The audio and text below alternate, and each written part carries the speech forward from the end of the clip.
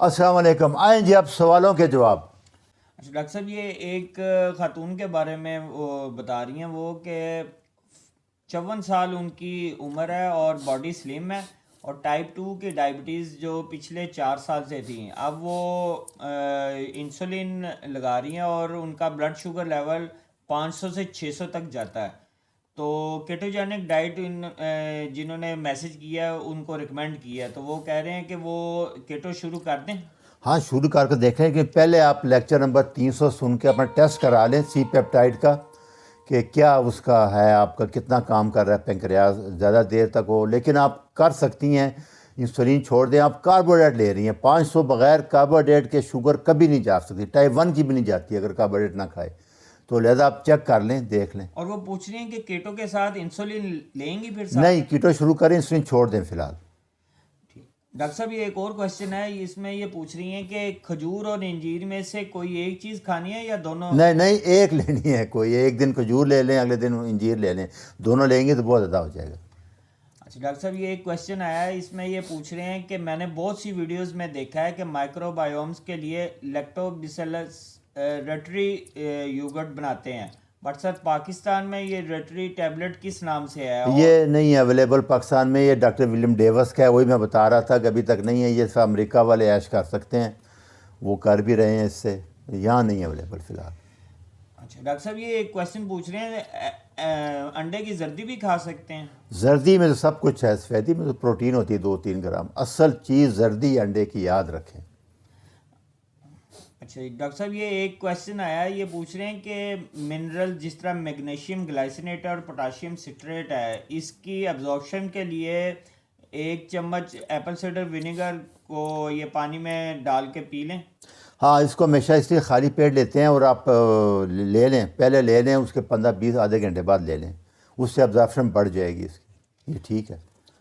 Doctor साहब, ये एक साहब का मैसेज आया है, वो कहते हैं जी कि विटामिन K2 तो है वो खून गाढ़ा करता है। नहीं, वो K1 है। ये बहुत गलतफहमी फैला रहे हैं लोग, डॉक्टर साहब इल्म हासिल नहीं करते, लोगों को डरा रहे हैं। वो K1 है, ये K2 टोटल डिफरेंट है, ये नया आया है, वो K1 है।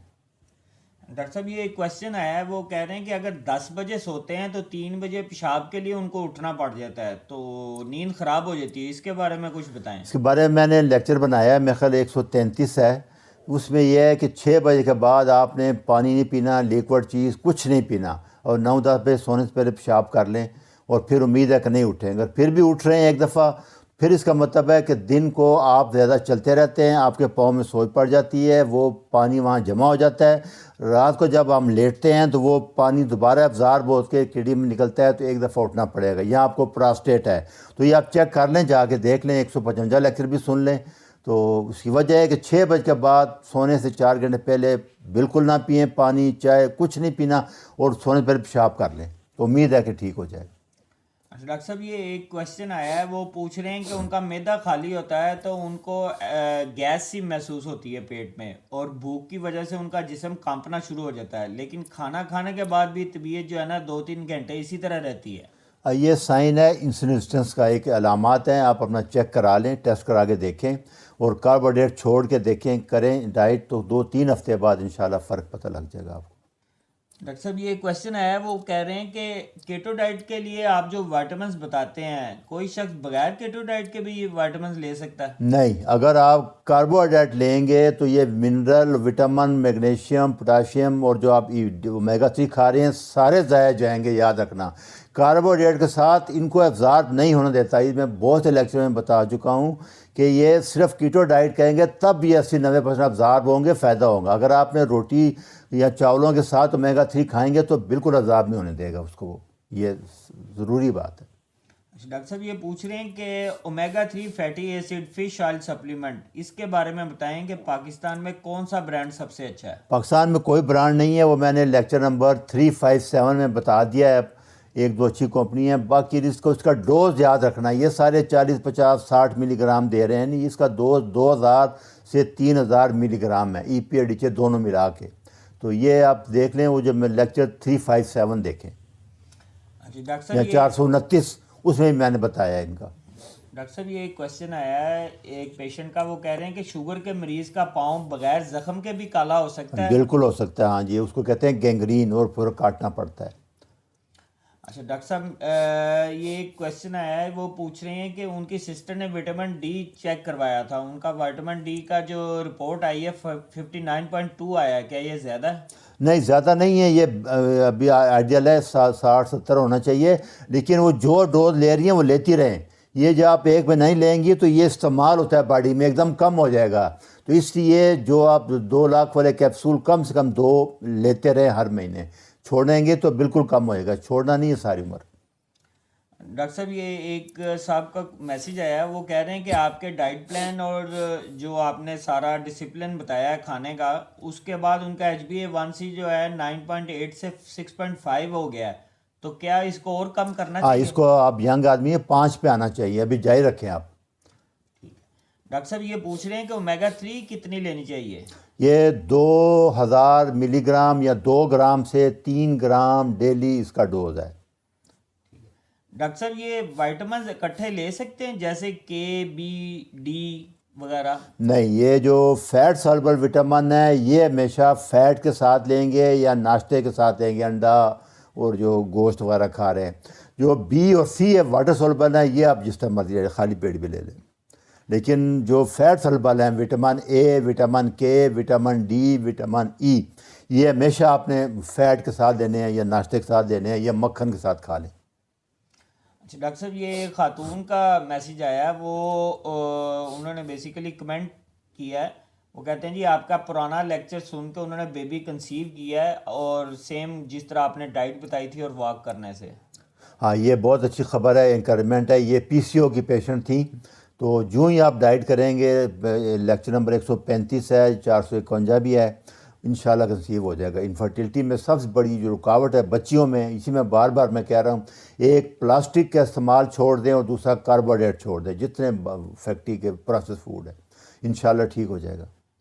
ڈاکٹر صاحب یہ کویشچن آیا ہے، وہ کہہ رہے ہیں مجھے شوگر تو نہیں ہے لیکن انسولین 48 تک بڑھی ہوئی آ رہی ہے۔ اسی کو تو انسولینس کہتے ہیں۔ شوگر بڑھے گی 20 سال بعد، جب پینکریاس کمزور ہو جائے گا، انسولین نیچے آئے گی، پھر اب شوگر اوپر جائے گی۔ آپ لیکچر سن لیں 440 441۔ اچھا ڈاکٹر صاحب یہ ایک صاحب پوچھ رہے ہیں کہ سبزیوں کی فرمنٹیشن کے لیے شیشے کا برتن ضروری ہے یا پلاسٹک کا برتن؟ پلاسٹک کا تو پانی کے لیے کسی چیز کے لیے استعمال نہ کریں، یاد رکھیں، خاص کر بچیوں کے لیے بہت مسئلہ ہو رہا ہے۔ شیشے کا استعمال کریں یا مٹی کا استعمال کریں یا سیرامک، پلاسٹک کسی چیز میں استعمال نہیں کرنا آپ نے۔ ڈاکٹر صاحب یہ ایک صاحب پوچھ رہے ہیں کہ رات کو سوتے وقت جو عام طور پہ ہم کہتے ہیں کہ زیرو کا بلب جلا لیتے ہیں، اس کا کلر بھی اکثر بلو ہوتا ہے، تو کیا وہ جلا کے سونا؟ نہیں، آج کل وہ کہہ رہے ہیں کہ ریڈ لائٹ کا بلب جلا لیں تو بہت اچھا ہے، وہ بلو لائٹ کو کم کرے گا۔ جو ہماری ٹی وی وغیرہ کمپیوٹر کی لائٹ آتی ہے اس کو کم کرے گا، وہ ریڈ لائٹ اس کو توڑ کرتی ہے، تو ریڈ لائٹ جلا لیں اگر جلانی ہے تو۔ ڈاکٹر صاحب یہ ایک صاحب کا میسیج آیا، وہ کہہ رہے ہیں وہ بیف ٹیلو کا استعمال کرتے ہیں لیکن وہ کہتے ہیں کہ منہ میں چربی جم جاتی ہے، تو اس سے کولیسٹرول تو نہیں بڑھ جائے گا؟ نہیں، کچھ نہیں بڑھے گا، کولیسٹرول کا کوئی تعلق نہیں ہے، آپ بے فکر ہو کے کھائیں۔ اچھا ڈاکٹر صاحب یہ ایک پیشنٹ کا بیسیکلی انہوں نے اپنی رپورٹ سینڈ کی ہے، انہوں نے کہا ہے کہ جی نومبر 2024 میں ان کا آر اے فیکٹر پازیٹیو آیا تھا، اس کے بعد انہوں نے کیٹو ڈائٹ اور فاسٹنگ سے 3 ماہ بعد ہی ٹیسٹ نیگیٹو ہو گیا ہے، لیکن اب مسئلہ یہ ہے کہ ان کے پتے میں پتھری آئی ہے، تو کیٹو جاری رکھیں، اور پتھری کے علاج کے لیے کوئی وہ پوچھ رہے ہیں دوائی؟ یہ بڑی خوشخبری کی بات ہے، یہ آٹو امیون ڈیزیز ہے، اس کے بڑے اچھے رزلٹ آ رہے ہیں۔ یہ آپ کیٹو تو جاری رکھیں گے ساری عمر، کیونکہ یہ آپ کو ہے 5 سال تک کم سے کم، اگر نیگیٹو آتا رہے تو پھر۔ اور دوسرا جو آپ بتا رہے ہیں پتھری ہے، اس کا علاج تو آپریشن ہی ہے فی الحال، لیکن آپ لیکچر نمبر 137 سن لیں، اگر پتہ نکلا دیں گے تو پھر آپ کو لینے پڑیں گے بائل ساٹ، لیکن یہ جاری رکھنا آپ نے، یہ کبھی نہ کم کرنا۔ ڈاکٹر صاحب یہ ایک اور صاحب کا بیسیکلی کمنٹ آیا، وہ کہہ رہے ہیں کہ جی آپ کے دیے ہوئے ڈائٹ پلان پر انہوں نے عمل کیا ہے اور اس میں 3 کلومیٹر واک بھی کر رہے ہیں اور ویٹ لفٹنگ بھی کر رہے ہیں، ان کا HbA1c 4 ماہ پہلے 6.2 تھا، 5.4 پہ آ چکا ہوا ہے، اور مجموعی طور پہ بھی ان کی جو صحت ہے وہ کافی اچھی ہو گئی ہے۔ لیکن اس کے لیے اب ایک چیز یاد رکھنا ہے، ابھی چھوڑ نہیں دینا، یہی بات ہر بندہ غلطی کرتا ہے۔ آپ نے ساری عمر جب تک زندہ ہے آپ کو فائدہ پتہ لگ گیا، اسی ڈائٹ پہ رہیں، یاد رکھیں۔